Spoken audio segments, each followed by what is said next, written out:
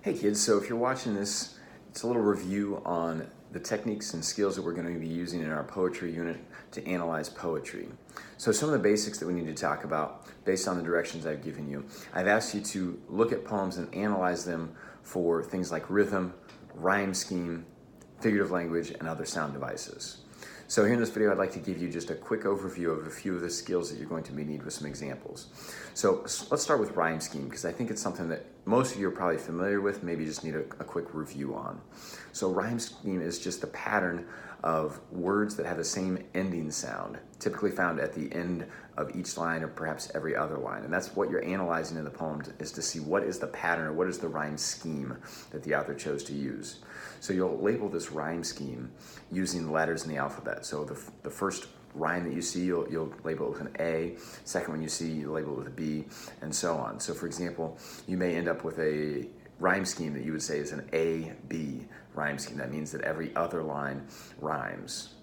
And if you're not familiar with what rhyming words are, said they're words that have the same ending sound, like race and pace.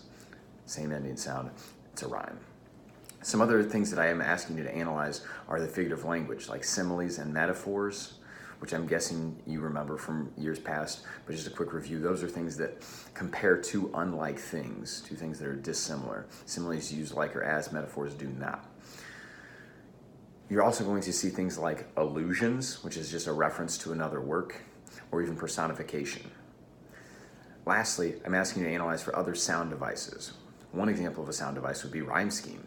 It's something that you hear, a sound device. Another example that you can look for is onomatopoeia, which is a fun word. Okay, I'm going to spell it for you just in case you don't know how to spell it. O-N-O-M-A-T-O-P-O-E-I-A. A lot of vowels. It's kind of like alphabet soup. But basically what an onomatopoeia is a sound that is a word or a word that is a sound.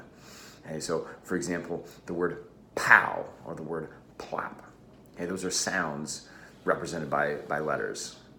Okay, so those are onomatopoeias. Those are things that you can look for in addition to the rhyme scheme as examples of sound devices. So those are the things that I want you to be looking for, kids. Best of luck in our poetry unit. Have some fun.